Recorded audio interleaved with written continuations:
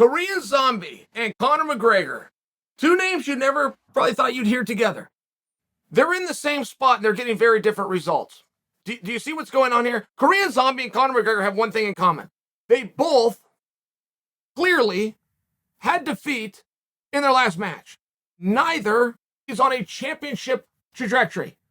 Both are having to pick themselves up. Both are having to come back. Conor McGregor never once let you see him sweat. He never accepted defeat. He never showed defeat. He was defiant in the face of defeat. Korean Zombie said, my championship days are done, and I'm going to have to consider retirement. They are in wildly different places. I can guarantee you, should Conor McGregor return, he will return to a main event. I can guarantee you, should Korean Zombie return, he won't. Why? What's the difference? They both got beat against total studs in their last fight. What's the difference? Korean Zombie has said absolutely nothing, and you must always understand and respect the psychology of the fan. Fans do not go away.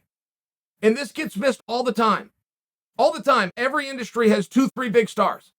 And when that star leaves, everybody else thinks, oh my God, this industry is going to be in trouble. But instantly, that star gets replaced. It gets replaced because the fans don't diminish. They don't go away. They just left that athlete. They went somewhere else. They will take their cues from you. If you are a Korean Zombie advocate and he tells you we are done, you must go somewhere else. You have no choice as a fan, or you're never watching the sport again. The athlete has a window, but the fans is infinite. They're not going to go away. They're just going to go somewhere else. They're going to go to someone else. So Conor keeps his army strong. He lets them know, no surrender, no retreat. Great. We've got a home and it's right here. Going to follow our guy. Call it bringing them along the journey. It's very hard to do. There's rules to it. There's an entertainment aspect of it. There's a serving of that audience constantly, which can be done very easily now in the form of social media. And if you take the approach of Korean Zombie, there's no part of me that thought that Zombie decided in that moment, nor should any athlete decide in a moment where he's that down what he's going to do next. But it's very much like a child who will tell you something negative about himself so that the parent will come to him and try to boost him up. Hey, pick up your head. You're all right. I'm still proud of you. It's going to be okay. There's going to be another day tomorrow. That's what you're looking for when you say something negative about yourself. That little kid within you never goes away. Or you juxtapose that against Conor McGregor, who is hurt so badly he can't even stand. He sits for an interview and he's yelling. He's spewing and he's keeping his base together. It's very different approaches to the same problem, which was defeat in your last contest in a main event that the world was watching. You're going to get two very different outcomes. But how you handle it and how the athletes handle it were basically a 180. They were basically opposites. One accepted defeat. Now his fans have got to go somewhere else. The other was defiant in defeat. His fans going to stay right where they are, right? I mean, do you see the difference? Now Conor McGregor goes to social media. Dana uses Conor's name over the weekend. Dana's very open. Look, when he comes back, it's going to be a big deal. We're working with doctors. We're getting advice. We're talking with his team. I think that's going to be this fall. Conor comes on the back of that, shows himself training. I think he was hitting a heavy bag, and says the countdown to his return has begun. So now he keeps us wondering. He doesn't give us any definitive information. Conor never does. He throws out multiple names, multiple weight classes, multiple dates, multiple ideas, and he just keeps you guessing and keeps you wondering. But he also keeps you involved and he keeps you interested. And it's two opposite approaches to the exact same problem, which was defeat. Now, I think enough people will probably get behind Zombie.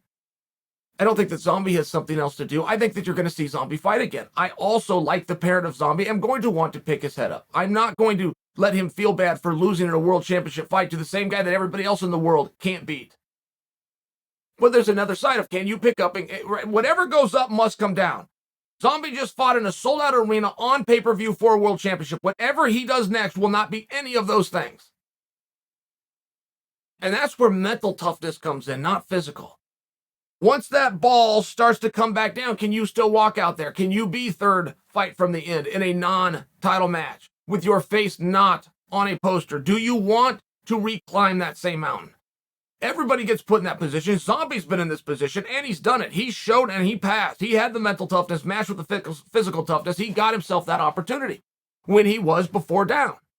So he doesn't have to keep doing it. He doesn't have anything that he's going to prove to us, but he also can't have a surprised look on his face when he goes out and does it and realizes he doesn't do it with the same support that he once had.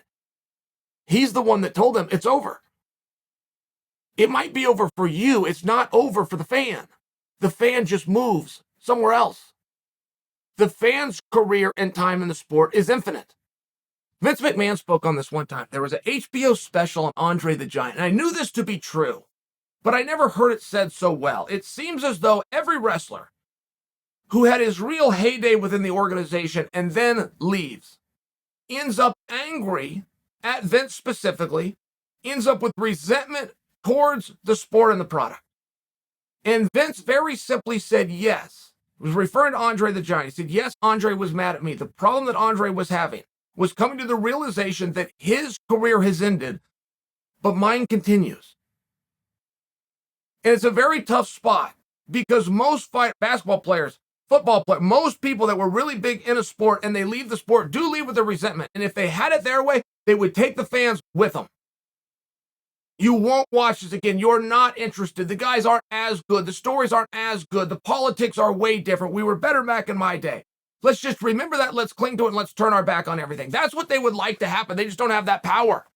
They don't have that level of influence over their fan base. Their fan base, much like Vince said, is going to continue on even if your career stops. And I will tell you, Conor is a master of doing this.